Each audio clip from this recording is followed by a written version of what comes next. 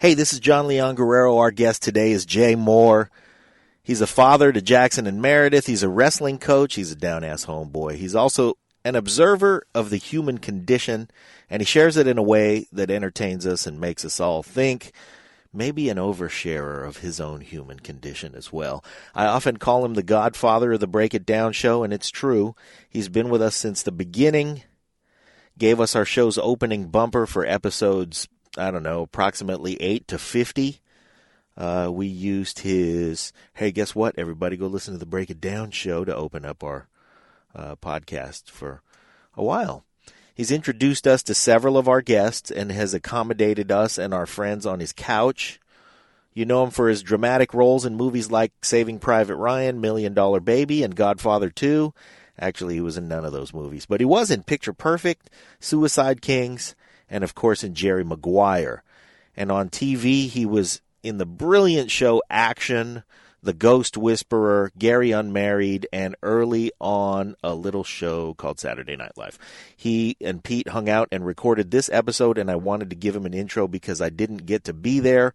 He once told me, if you got a problem, I got a problem, and that's some down-ass shit to say to a motherfucker. He also once told me that you got some smooth and very developed calves, which made me slightly uncomfortable and then slightly too comfortable. He's become a very dear friend, and we could never repay him for what he's given to this show and to us. I love you very much, JJ. I love you too, Pete. And the next time you guys hang out, I'm coming down. Here's our guest today, John Ferguson Mohr. Lions Rock Productions. This is Jay Mohr. This is Greg Proops. This is Jordan Harbinger. This is Dexter from The Offspring. This is Nathan This is East. Sebastian Younger. This is Rick Marotta. This is Stuart Copeland. This is Mick Gillette. This is Andy Summers. Hey, this is Skunk Baxter. This is Gabby Reese. This is Rob Bell. Hey, this is John Leon Guerrero. Hey, and this is Pete A. Turner. This is Al Pacino. You are listening to the Break It Down show. Pete Turner and the War Lion John Guerrero. Hooah! Hey, it's Jay Mohr. You're listening to the Break It Down show. And now, the Break It Down show with John Leon Guerrero and Pete A. Turner. Yeah, we're at Jay's house, and this has been a long time coming. It's been forever since we've sat down. Yeah, it's like one of those things where life just happens, and it wasn't. That's how you know you got like a real mate. Yeah. In the British sense of the word, like he's my mate. Because when you came in the front door, it's just like you came in from the dining room. You know, it's good. We haven't seen each other in 8-10 months. Yeah, ages. And for us, that's a long time. That's a crazy long time. Yeah. Because you only live an hour and a half from here. Yeah, if that, right? Orange County's pretty far. Yeah. Whenever we decide to see each other. So thanks for coming up here at 6 p.m. 6 p.m. It was actually traffic, believably, was not bad at all, if you guys can believe that. Traffic goes the other way. Yeah. Because all the LAX jobs. But no one landed a plane on the 405. A cement truck didn't, hit like a family of aardvarks or whatever. All the crazy stuff that swear to God, only happens here. One of the manure spreaders jacked right on the Santa Ana. It was a god-awful mess. You should see my shoes. Awful mess. Johnny, I got to just tip my hat to the War Lion and let him know I don't like doing it without him because you guys are so, I love seeing you, but Johnny and you are like really great together. You guys are complete yin-yang guys. Like when you came to the radio show and had me on, I was really impressed the way you guys completely, it's like Keith Richards and Ron Wood. There's definitely a dance that we do. We don't get to do it too often since he lives up north, but when we hit our groove, and it's a little harder to hit now because we're not working together. Because John ruins it. Johnny, how you doing, Johnny? But what I have been able to do is bring in a lot of co-hosts. So like Pete Koch, who was the Swede in Heartbreak Ridge, and Oakland Raider or LA Raider, he does shows with me a lot. Scott Husing does shows with me, and I bring other people in to create. Scott. Yeah, and they create like this tension in the conversation. So like the other day, we had on a guy who's an expert he's a black guy who teaches at a traditionally black university, but he's a conservative. And he's talking about like there's really not white privilege when you look at it as an academic. And so I brought in another political scientist to go, okay, let's check each other on this. And it's incredible the conversations that you have doing this. Then you got to just not be a host at all, probably, and just lay out. Exactly right. Just steer it. You've had co-hosts or guest hosts that didn't really say anything. When I look at my audio track, I hope that there's like 5 minutes worth of stuff, and most of it's, hey, welcome to the show. You know, that's my goal, is to Vin Scully it and just let the crowd do the work. Oh, good. Yeah. So let's just be quiet and let the crowd soak in the ambient scene of this podcast evening in Southern California. But in this case, you're the guest on the show, so I should be asking you some questions to get you going. So tell us where you've been, because I know you're working. You're always out on the road. It's one of the reasons why we hardly ever get to hook up. Yeah, I got back into a good routine because after the divorce, you know, you really lose all material things. You lose your mind a bit. I went to a mental hospital twice to ask them for a bed, and both times I had the Improv the next night. Both times I had a Sunday morning, and I was like, oh, I can't cancel. I can't do that to Rita, who books the room. Yeah. And both times, it was a Friday night, and both times I had the Improv the next night, and both times I was at Crespi, coaching wrestling at Crespi High School, and there was a Sunday 7 a.m. practice by chance, and that was like the paddles clear. Yeah. And it just, as Marshawn Lynch would say, that's when it clicked in my mind that if I just do these things first, if I just keep doing stand-up and stay busy and just keep going to wrestling and just still being of service, like, you know, I can start seeing some light. But then I got like actually busy, like poetry book had to be edited. Corey and I are working on a new show, What's Your Problem? And that was a big turning point because I'm the busiest when I have nothing to do. It's like complete dry drunk behavior, just acting like you're so busy. It's a lot of effort to act like really busy when nothing's going on. And that's when I stay the most busy, probably for my own sanity. So been having great times with my son, been in Malibu fishing off a paddleboard, and 14 bass in May off the paddleboard. That's a slow month. That's a slow month. Oh, yeah. Damn. And it's off season now, so I'm getting a little pooch. But yeah, it's good, man. We're here in Playa del Rey, living the dream. And I'm back into a schedule. Like, I'm doing stand-up 2 weekends a month. Like, I just took every gig after the divorce, and it almost ran me to the ground. Yeah. It did, actually. I canceled some things and burned a lot of bridges. But I'm doing good, man. I'm happy. I feel good, man. I feel good. Yo, bro. So I came to the realization, you know, as I'm working on my own stuff, the PTSD and depression and all the things that I battle, is that, you know, we know with mental illness, like if you could see the wound on someone's arm, you would treat them differently.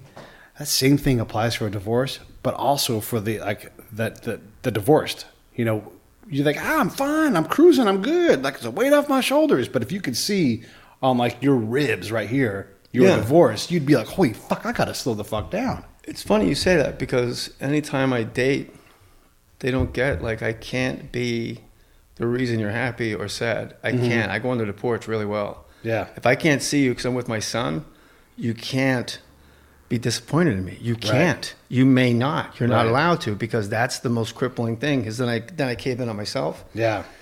And I have said to a couple different girls, if I was a woman with black eyes, no one would ask me this many questions. Black eyes? Yes. If I just had 2 shiners, that sounds even worse. If I was a woman with a black eye, nobody'd be like, well, why can't you just come see me? Yeah. They'd be like, leave her alone. Look, Jesus her husband Christ, punched her in the face. some time. Yeah, right. But it's your heart. Once you're hard, it's and then you got to rough. look in the mirror and see that you have black eyes and go, God damn. You know? Right. Because, it's an internal thing. And, you know, when my mom died 4 months ago, 6 months ago, it made the most sense out of everything that had happened in the last 5 years. It was grace, it was mercy, capital G, capital M. It was just, I grieved, you know, but it's time to go, mommy. And when she died, and it was just, it broke down a couple times, but it was just so naturally, death is the reality. And when you question reality in your own home for years, somebody dying, it's like, that's their final, like, greatest act of a parent, is just going, this is this. I'm out. Yeah. See you in the afterlife, maybe. Who knows? So that, like, my mom dying just sort of hit the brakes on the world and let me see how long the scar was behind me. And it was the first time I just stopped and ran my finger along the whole thing. Pete, I was banged up, man. Yeah. Like, I was not good. I was so hurting, you know, because you know, I still love her. You know, nobody gets married because they want to get a divorce. Right. And you just keep trying and trying and trying and trying. And it's the most confusing thing I'll ever experience, you know. Yeah. And for some reason with divorce or significant breakup, that bruise on your ribs that's just open and bloody. You're like, hey, I'm going to try smashing myself right there in the ribs. Maybe that'll help. Yeah. And you're like, nope, that didn't. Like sometimes, bashing my muscle, like to make it cooperate. Sometimes that works. But like when you have this open wound that's complex, you're just like, I don't know what to do. Let me try poking it. Yeah, I like poking it. You want to know how crazy I got? I remember I went to Vaughn's once and I was supposed to pick up dry shampoo for her, but I didn't know what dry shampoo was. And people at Vaughn's didn't know either.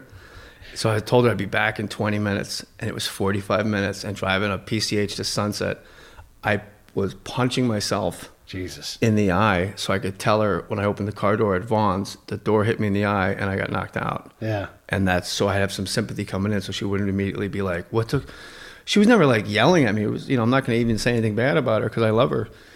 But it was just confounding. It wasn't like I did something awful. Yeah.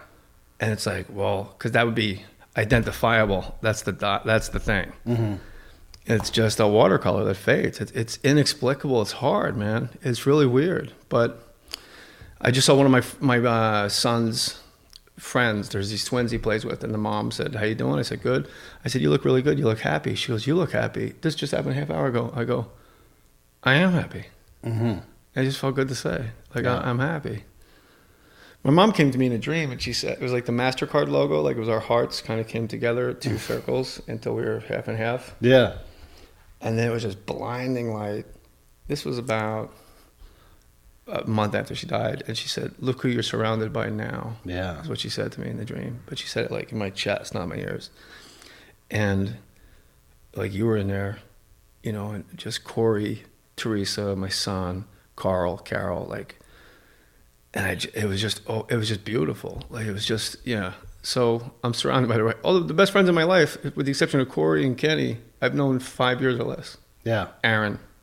Yeah. So I'm happy to see you, brother. Yeah, I'm happy to see you. Is that new Break It Down gear, the bright yellow hoodie? You gotta have I gotta rep my own brand before I rep anything else. Bro, so. I got that photo of Keith and Mick at the mic, and Keith's wearing a Rolling Stones t-shirt. The Ramones wore Ramones t-shirts. That's exactly right. I'm with it. You do. So you know what a Venn diagram is? Yeah. You're kind of talking about that. I'm going to use your pen and paper here. So here's the Venn diagram. And then when you have a relationship, your 2 circles.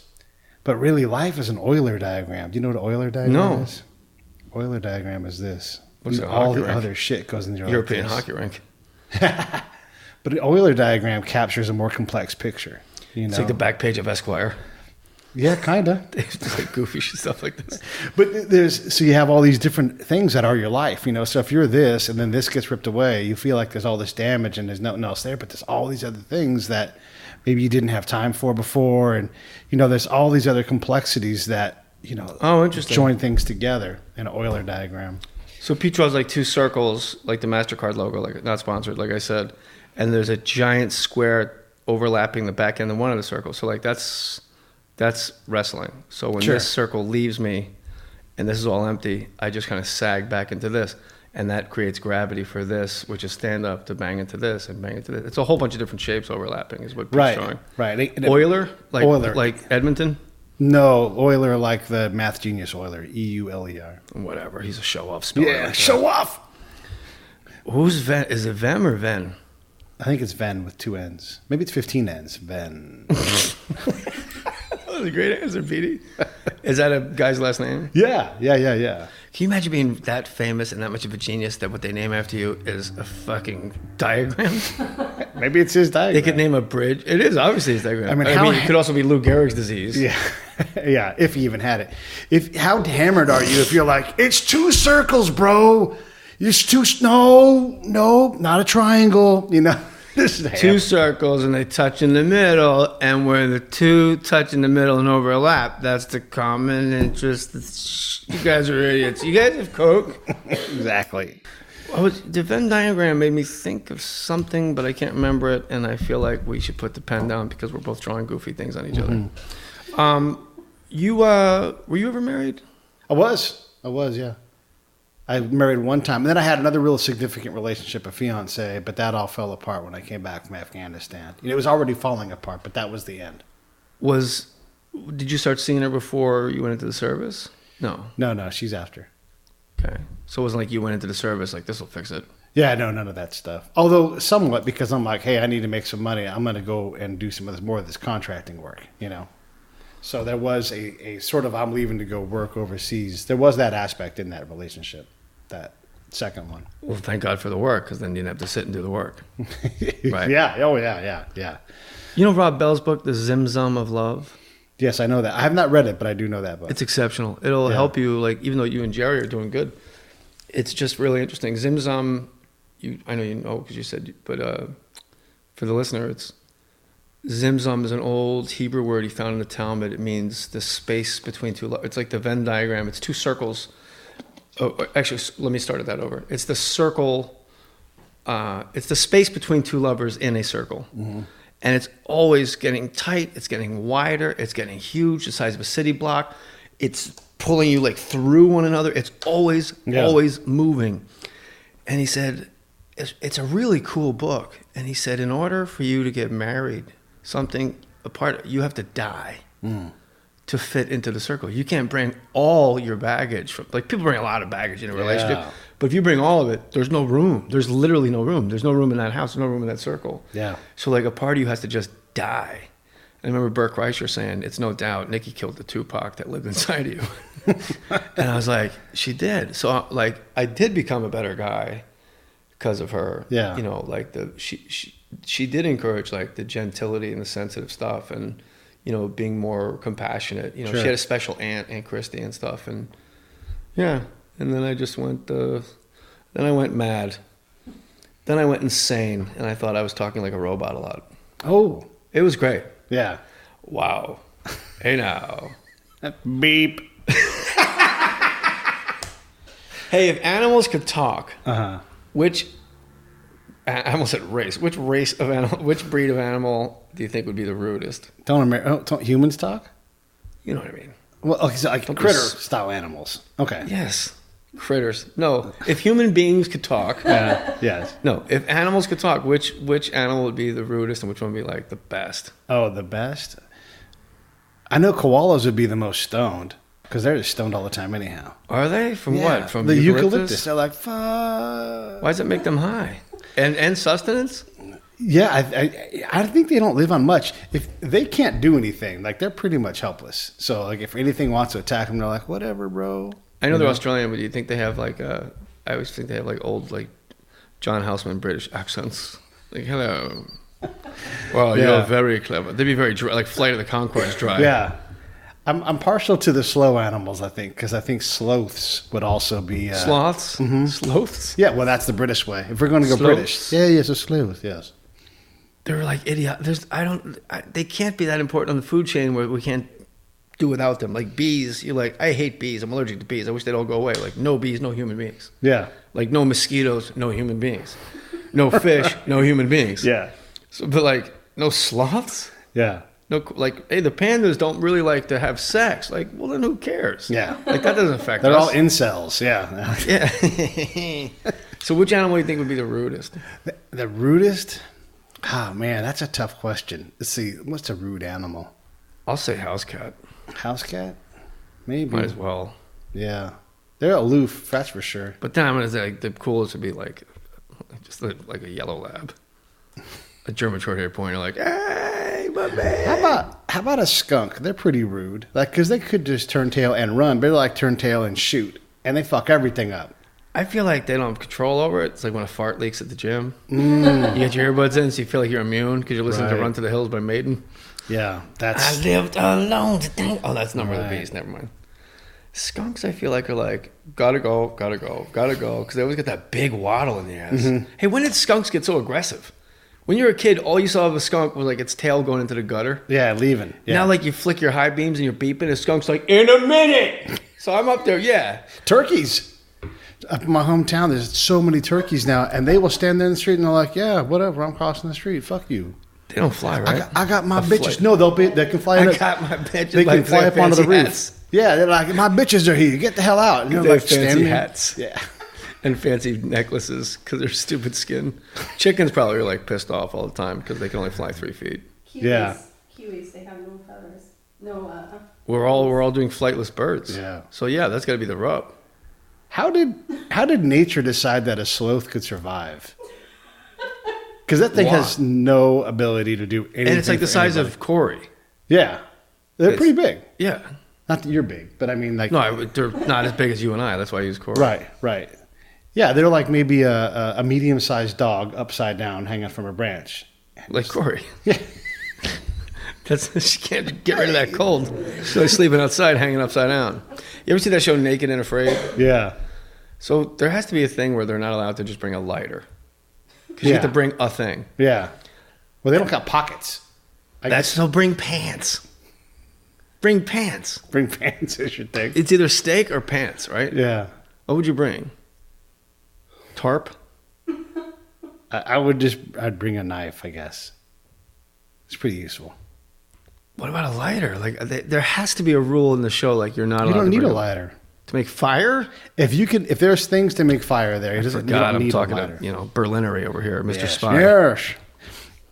But yeah. So what would you bring? I don't know. What would you bring if not a lighter? You can't bring a lighter, Jay. You can't do that. I'd bring a 72 Barracuda. Nice. In the middle of in the Maldives on an island. And that would flush out all the grouse and somebody could throw a spear at him. Right. And you can also rock some Ronnie James, Dio. I would actually rock Tenacious D singing Dio. I had a tweet once. Do you have tweets that you're like, how did this not get more retweets? Yeah, for sure. Because the one for me was, I can't tell you the seeding or the results, but I do know in an intergalactic all-time battle of the bands, the last match is Iron Maiden versus Tenacious D, and Vegas isn't taking bets. I thought that was a good one. Because Tenacious D versus Maiden would be tight. That'd be awesome. Whew. Like, that's the rockinest rock of rock. And does Tenacious D, do they stick to their shtick, or do they just rock it?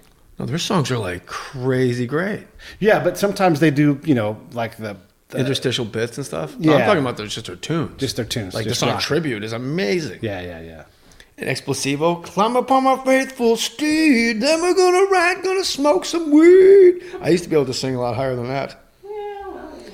Climb upon my big ass steed, ride. Jack Black's like the most underrated performer. Oh, he's fantastic. Yeah. Musically.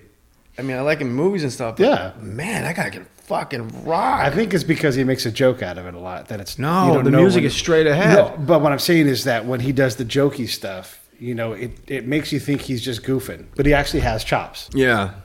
How do you spell Euler? Euler.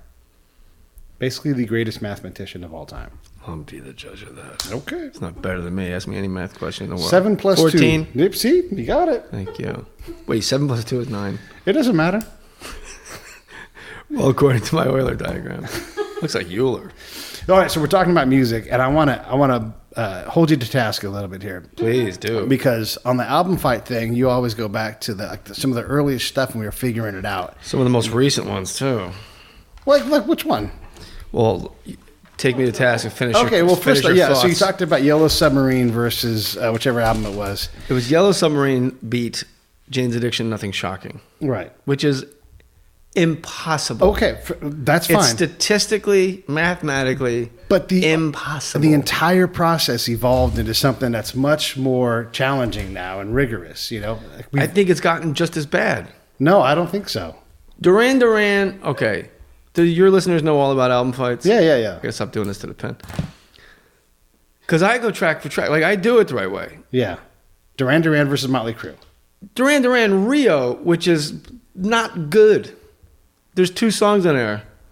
And Motley Crue, Too Fast for Love, is fucking lights out. But here's the thing. When you get I'm alive, why? Because I'm alive. When you go through the album, both those albums are very similar. They both are thematic in their own style. Yeah, absolutely. You can hear it. You can hear it. And then they start to run out of ideas. Both those albums are a little... That's a great point. So getting repetition. Like, there's no reason there's 13 tracks. Like, there's one of the songs for Duran. You're like, wait, we already heard this song earlier. And it's not like a coda going back to that song. It's just the same idea again. It's like Coldplay. Yeah. I saw Coldplay, and I like Coldplay. For sure, Parachutes is I like Duran. Me too. John Taylor's so hot. Yeah, well, yeah, that's the other thing about Duran Homo, Duran. homo, not no homo, homo. And Nick homo. Rhodes. I'm chubbing up just thinking about him and his makeup. Oh, His it's all about rouge. John Taylor. You guys are nuts. Pull up Nick Rhodes on there. No, I'm pulling up the Crew. Oh, okay. versus Duran because it's absurd. So Rio beat Too Fast for I Love. might have been a draw. Might have been a draw on that. It's one. impossible. And I went track It's for track. not impossible. I did it, Pete. But here's the thing. So we have our 3 judges, right? And you can definitely have some bias in there. But when you have 4 or 5 other judges and you get a similar outcome, like it just is a similar outcome. Yeah, but look at your judges. Yeah, musicians. Who? No, there's absolutely musicians that do it. Bootsy Collins did it. Oh, well, I'd like Bootsy to do it. Sly did it. The musicianship of Duran Duran. Rollins did it for you. Oh, yeah, Rollins, Henry, always coming on the show. That was McCall, by the way, Corey. For real. So when you look at Duran Duran's musicianship, it Yeah. outpaces Motley Crue song for song. I completely disagree because Mick Mars is just nasty on guitar. He is. And who's the Duran Duran guy? Nick Rhodes. No, he plays keys. It's one of the Taylors. John Taylor plays bass. He's like 6'7". And he fucks that bass up. He absolutely dominates I that. wish he'd fuck me up. Yes. I saw him in Willowbrook But Nikki Mall. Sixx can't beat Roger Taylor, I agree. right? And then when you But look at... Tommy Lee is so tight. Oh, yeah, the drumming Like is good. that freaking bizarre, the bizarre cowbell. Down, down, down, down, down, down, and it's like in the middle of the song. Ding, ding, ding, down. That's all he does. But here's the thing with Tommy Lee that we found out in that album. That's like Stiff Little Fingers drummer. Like that's a machine gun. Yeah. That's a tight snap. Second verse, I'm gonna punch her face and smash her out. It's something like awful. Yeah. But Duran, like, no. I'm telling you, here's what happens. I'm is protesting these Olympics. Tommy Lee hadn't quite found it yet. They It's hadn't not found a his drummer place in the versus band. drummer. It's album Right. versus album. But those things matter, though. When you get into the detail and no, you they hear don't. it. Which song is better? Track 1 versus track 1. Track 2 versus track 2, right? Yeah, Like but then you have rounds. to explain why. And you're like, well, here's what I realized Because the in song's the song. better. Yeah, Like, but 'cause- that's not good. That's not judging. That's Look, just. I making a understand the guess. conundrum because I've been on the phone with you because you were trying to find something that could beat Purple Rain. It had to be 9 tracks. Yeah. I thought Born to Run, but I think that's only 8. Yeah. But it didn't match up. And then when I was in Hawaii doing the Blue Note, the guy that rented me a paddleboard, I went out to paddle surf. Yeah. He handed me his vape pen, and I'm in the middle of the ocean, high as a giraffe's ball bag, and I went, Led Zeppelin 2. And I paddled in. I went into my hotel room, and I'm just stoned alone in Hawaii going, track, track, track. And it was Purple Rain by 1 point. Yeah. And they each had a 10-8 round, like Purple Rain. Yeah. But it's up against, I remember I was talking to you on the phone about it. Like, the matchups are crazy. It's a brawl. It is a brawl. And then you always end with Purple Rain, which is just the You ultimate. better get way ahead. You And better Zeppelin be. does their best. Like, Yeah. Bring It On Home. I think it was Bring It On Home versus Purple Rain, like the last versus the last. Yeah. And Bring It On Home is tight. But it is not Purple Rain. No. And I told you, Corey, I didn't tell you this. I'm high. And I'm listening to When Doves Cry, just going, holy shit. Yeah. I'm stoned, and a fucking pigeon flies into my hotel room. And I go, ah! Like I'm wearing earbuds, just like, oh, well. Yeah. It's got those creepy, when you're wearing earbuds, you're like, there's a lot of creepy, like advanced stuff. And you're like Herbie Hancock. Like, there's that, it's this voice, just, So much, yeah. a lot of electronica. in That's there. the other thing about it is you get in there and you hear all the layers and you're like, God damn, there's so much. And then you hear other things like, wait, that sounds like this song. And the next thing you know, you're listening to a whole different, not even a Prince album, but you're listening to something else going, oh, he got that from James Brown and he brought that in and changed. Yeah. You know, you can hear Or things that, Hendrix. Yeah. Right. I think Prince will go down as the most criminally underrated musician that maybe ever was. I mean, yeah, because he just has so much work and there's so much in it that it's like you can do an archaeological dig on his stuff and just continue to find things. his career started in leather underpants, getting booed off the stage, opening for the Rolling Stones. This episode of the Break It Down Show is brought to you by Lions Rock Productions. That's us.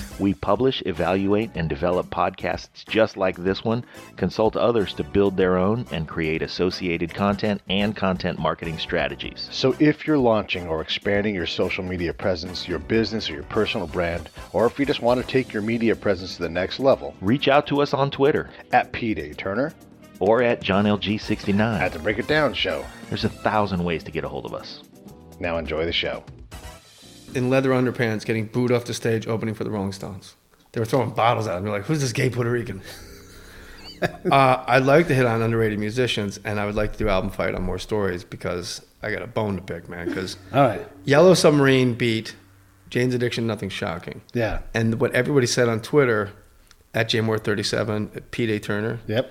was Bulldog. It's one track. Yeah. Track 4. Yeah. Bulldog. Yeah. The last 4 tracks are just George Martin, like, bullshitting.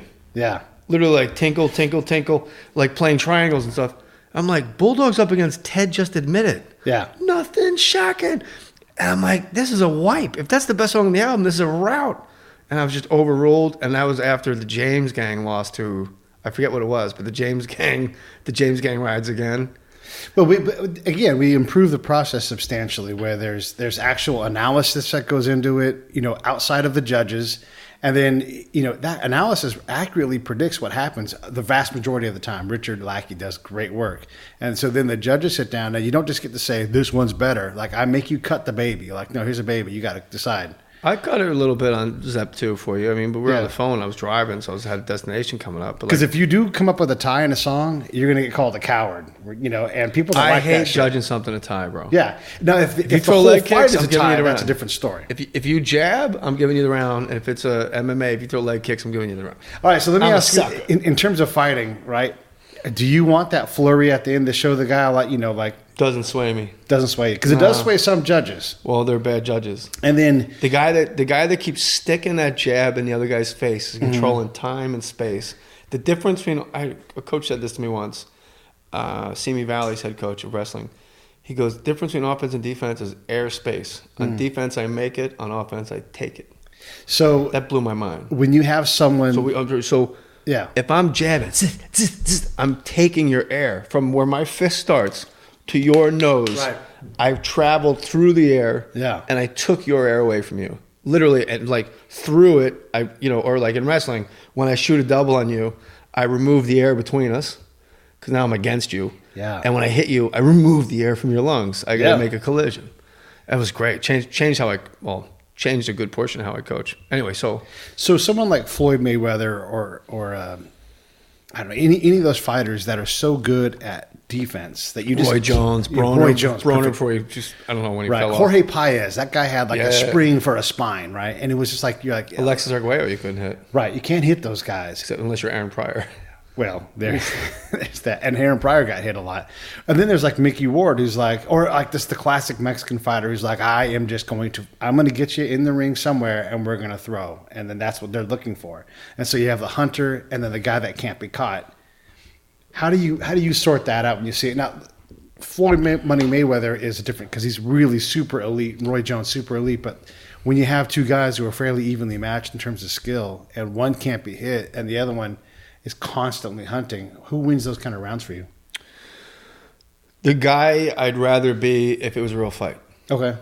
That's the best. Maybe I don't know who said it to me. I think it was a kung fu teacher, Patrick Almanza. I used to take kung fu from him because we were watching a fight. I'm like, I don't know, and he goes, "Well, if you had to be one guy and this was a street fight, which guy? Watch it again." Or he said, "Whoever you think won, pretend you're rooting for the other guy and see if you get swayed because you get swayed." Yeah. But the best was for me, if this was an actual fight. Do I want to be the guy brawling? I take that lead left straight down Broadway because that lead left just makes me happy. You can keep throwing because I know you're getting tired. Yeah. And it's hard. Boxing's a lot harder than wrestling because in wrestling, as a coach, I'm nuts. I'm like John Nash, Beautiful Mind. Mm-hmm. Like I know someone is controlling someone else. There's Yeah. only one wolf. Right. You can't have two wolves. Yeah. Someone's predator, someone's prey. And I'll tell you, if we watch tape, I'll show you before the takedown when that went down. Like a guy has an over and he just pinches the guy's elbow and you see the guy stand straight up. Not even straight up, just weird little things. So whoever the guy is that I'd rather be in the street fight. I'd rather be the speed instead of the brawl. But when I wrestle, though, I'm the brawl. Yeah, okay. I put the ocean into a trash can is how I say it. Yeah. Well, I just blow them. I only have 28 seconds of ocean, but they don't know that, the kids I coach. I just overwhelm them. But that's the thing, right? Like you're trying to impose your will, and you're trying to prove a point as a coach because you're not supposed to be the guy that wrestles for the full the full match. Right. As a coach, I get to stand up and go, so you guys work on that. Yeah, you got to work on that. All right, good job. Chris, come over here. Let me talk to you. But that's what's missing with high school kids is they don't realize, they don't realize it's a fight. Yeah. And when I was in high school, I think it was it was my junior year, there was this kid, I never told you this story. Pete Bush I'm pretty sure he was an albino. Oh, sweet. And even though he was an albino, he was such a genius at like tech stuff. He had a full scholarship to wrestle and an academic scholarship at West Point. Whoa. But he was an albino. So like the Army doesn't really have any use for him unless they're just going to keep him in a dark room someplace. You're going to go to the 10th mountain. That's where we have all the snow fighting. So he was a real nerdy guy. He was like, wrestled like at 114, right at 116. And the football running back, the star, this tiny kid like George Venezia or something, was picking on him, and Pete Bush just fucking headlocked him and flipped him over and just cranked him onto the cement floor. And he's like, leave me alone. But he didn't let him go because he thought if you let him go, he'd get beaten up. So he just kept cranking, and the kid turned purple, started foaming at the mouth. And that day in practice, we're all just like, did you see Pete Bush? He got lucky. Like, oh, man, you better watch out, Pete. And Pete was like humiliated. He had like big Coke bottle glasses like albino guys have.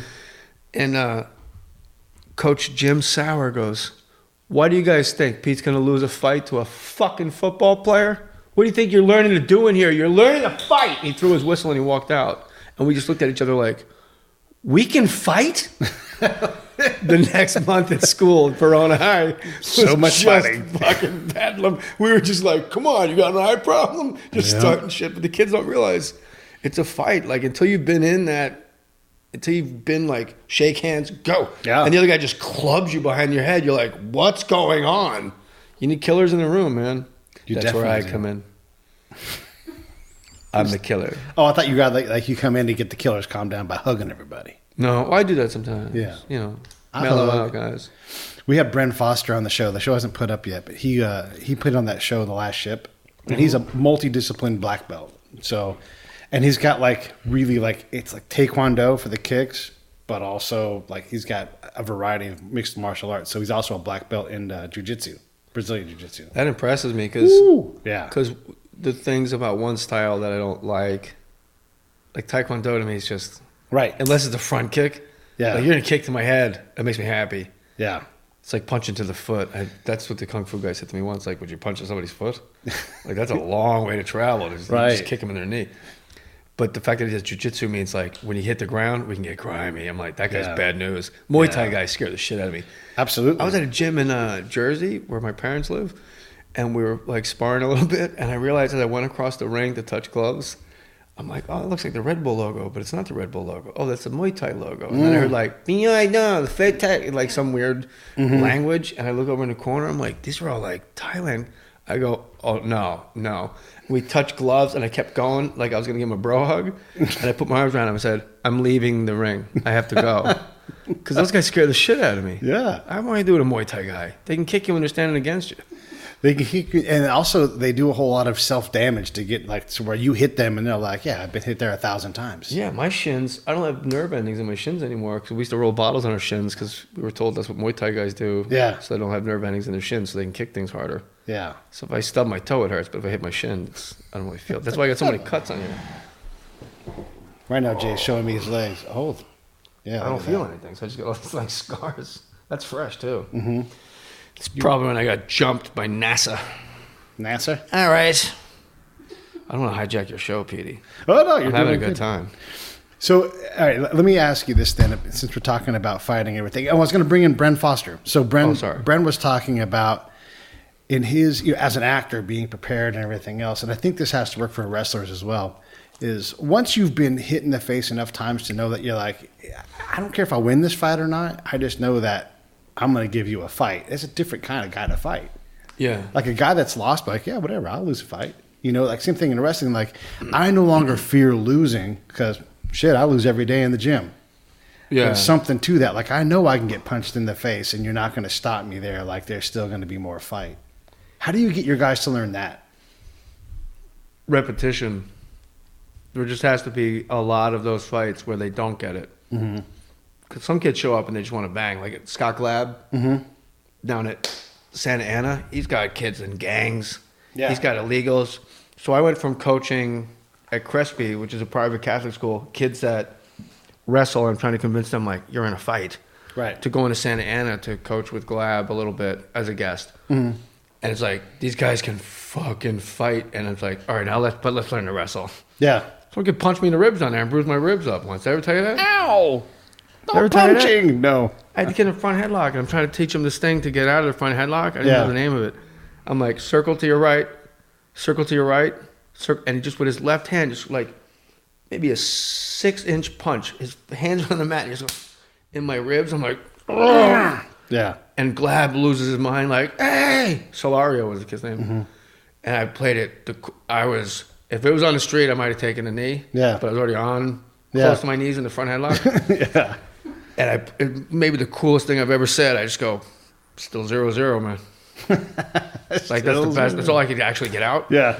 And 2 weeks later, I was flying. Remember when I did Maine? And I had to fly. 2 weeks later, I'm flying to Maine. I have ice on my ribs. It still hurt. Yeah. And I looked at my girlfriend, Day, and I go, hey, Day, wake up. And she wakes up. I go, Solario is a lefty. Because I finally realized that guy must have been throwing that punch his whole life. Yeah. He wasn't right-handed. And he threw his left hand 6 inches. And Yeah, that's his Ernie Shavers punch. Yes. Nice reference. Yeah. Speaking of that, I had Frank Stallone on the show with Pete Koch. I remember I called you. I can't get my foot out of here. I remember I called you when you guys were recording. Yeah. Fucking Frank is awesome. Is he still singing and recording? All the time. Yeah, he plays out at, he plays in the Hollywood Hills at that place. Gosh, I can never remember. Frank Stallone's house.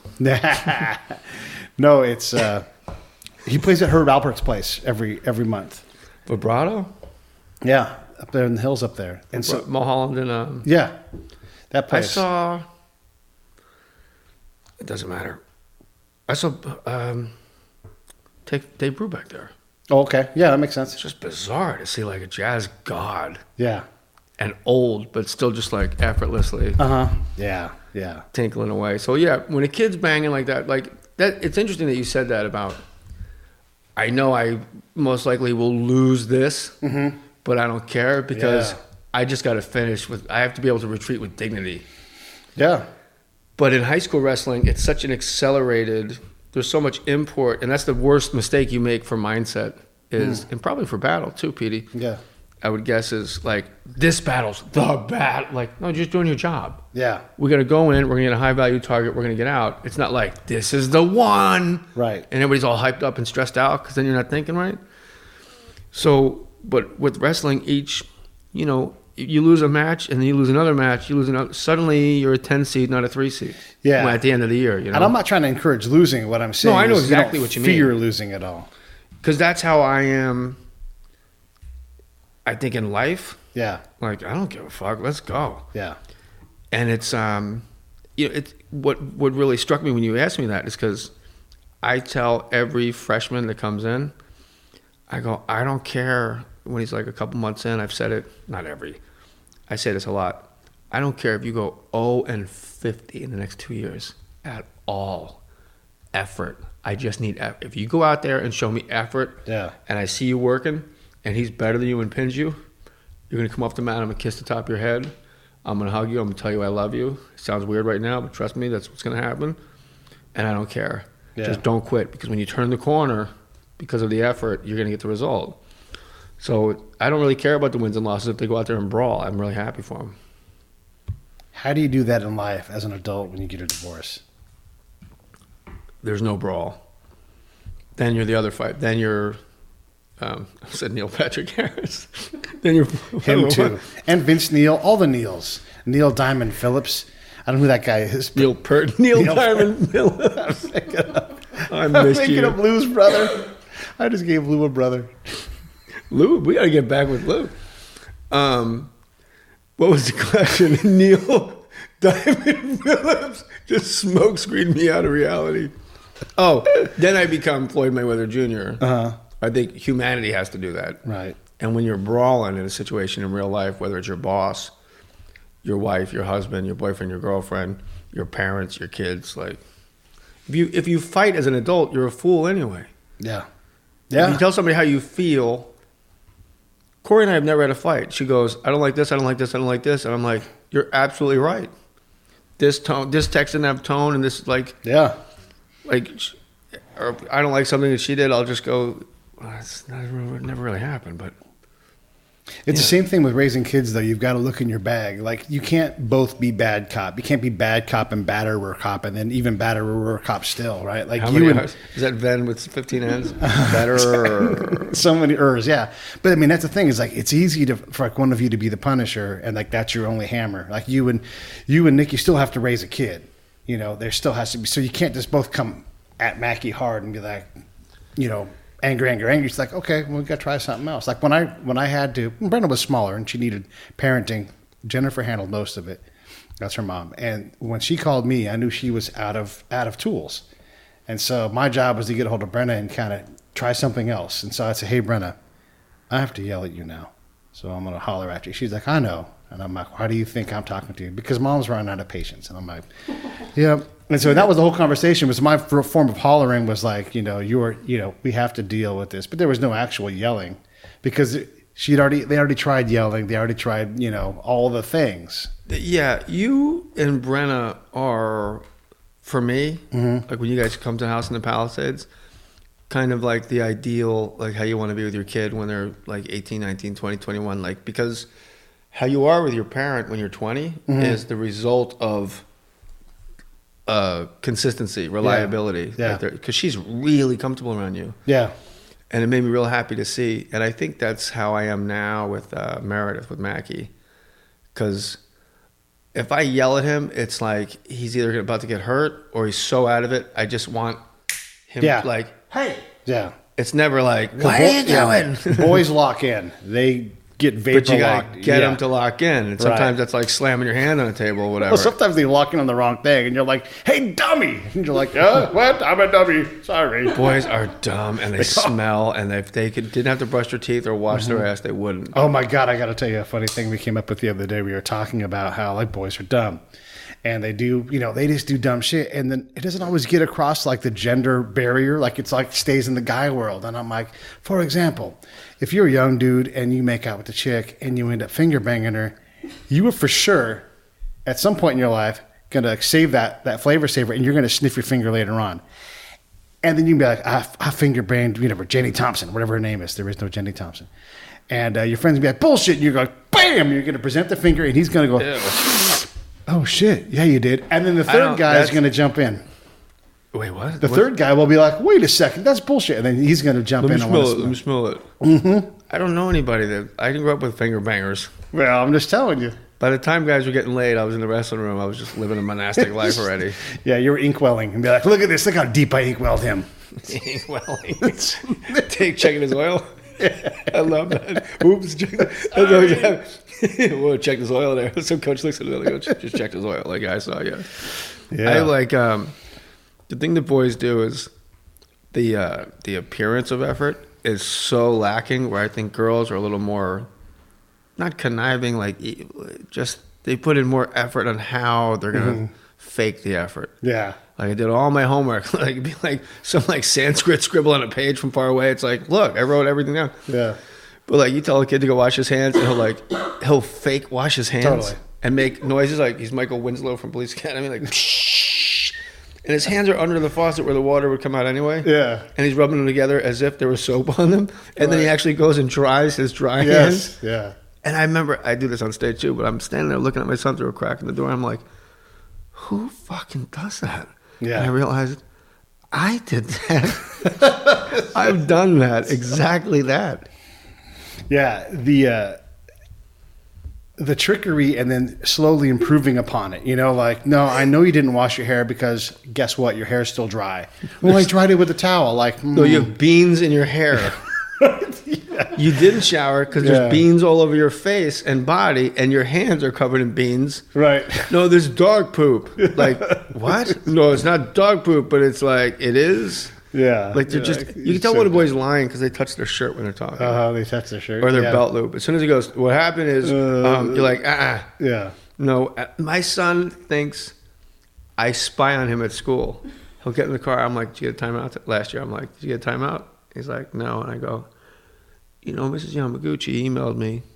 And she told me you got a timeout because you let another kid make you do something because you wanted to make that kid laugh so bad that you went, you tease, and he's like, how do you know this? But I'm just guessing. Yeah. Boys are easy to read, yeah, you're man. a dumb boy. Yeah. Until they're teenagers, and then it's just, you can't, there's nothing to read. It's like reading an IKEA table. It's still in pieces. Yeah, they're just humping everything. What? How about boys say, do your daughters say what all the time? Hey, what are you doing? What? And they'll answer, what? Nothing. I know is a popular one. Yeah, I know. You said that to me the other day. My son never says, I know. He just goes, what? I talked to my niece. She's basically 16, and she is not talking. Well, what's that mean when you're basically 16? Yeah, 15 and I'm not trying to pin down her age. So when she's sitting across from me at the table, I realize she hasn't talked to an adult. She plays 14 to 19. Yeah. And she's talking to me, and it's like she doesn't talk to adults very often because she only has either parent or friend engagement skills. And so there's tons of eye roll and attitude, not towards me, just towards life in general. And then, she's like, my mom always gets me to school late. And I'm like, oh, well, I'm going to go to the school tomorrow. I'm talking all day. Come with me. I'll take you. It's no problem. You won't be late. She's like, I don't want to be early. And I'm like, well, neither do I. I'm going to be there when the bell's ringing. Right. You know, I'll sign a note for you if you're late. You'll be fine. But it wasn't about solving the problem. It was all about like how she communicates. It's all attitude and interesting. Yeah, well, that's interesting. Is it's either you didn't say I think you said adult. It's either parent, or friend. Right. I was always talking to adults as a kid. Were you? I feel like I was. Yeah, it's weird. Maybe they were all like I would instigate it. Like, hey, how are you? I would go to like a little Jay Mohr, towhead blonde kid, smoking jacket. Oh my God, no way. I look like a hillbilly mascot. Like I had flood pants. Nobody taught me to brush my teeth or comb my hair. All my class pictures up in fifth grade, my mom got sober, and then I looked tight in fifth grade. So many funny things. You ever seen that one? Yeah. When I finally got it all together, my smile makes me cry. I'm just like, yeah, hair part in the middle, handsome Samson, man. Up until that, I got fever blisters. My teeth are yellow and crooked. I'm wearing like some shirt that doesn't fit, or it's like something I slept in. How about elementary school? Because I'm sure you were like I was. Like it's just go like, okay, 15 minutes to recess, 15 minutes to recess, just retarding. Just spazzing out in the chair, and then recess happens, and you're outside, and you are just doing whatever, throwing balls at each other, throwing rocks, whatever it is. Back in our era, Evel Knievel, so we were jumping off of shit all the time, and then like, okay, now it's time for pictures, and you're like, yeah, cool, let's go, and you're just covered in whatever you were doing 20 minutes earlier. You're sweaty and smell. It's a weird thing. My son nails his class picture every year. Like he nails it. Nice. He genuinely will sit and give you the most handsome smile. And I think this is the year where that's going to come undone. Yeah. Because his teeth, he's got two grown-up teeth that are real far apart in the front. And he's got that round face. He looks like Joe Klecko. Yeah. He's just got that white refrigerator Perry body. Right. But the thing about class pictures, one of my like most beautiful memories was his first class picture ever when he went to Palisades. It was like a church, like Presbyterian church preschool or something.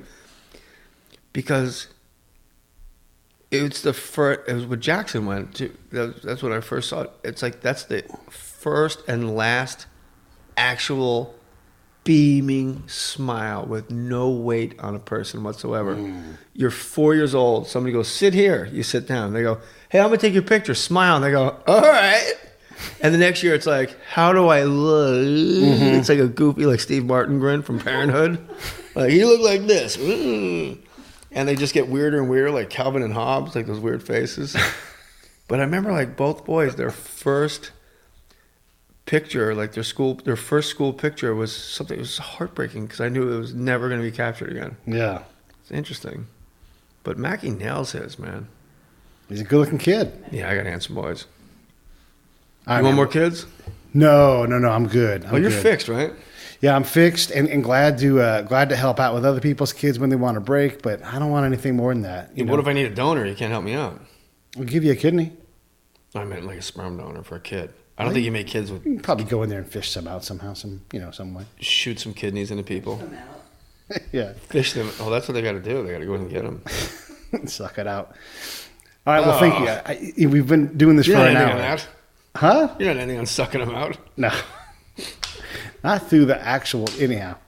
Yeah, I appreciate it. We got an hour. We got to do this more. It's super fun, and just having a good rambling chat, man. It's I love you, and yeah, I'm back on schedule. Like it's 2 weekends a month, nice. so we'll just keep breaking bread, and I can go to you too. You know, Sweet.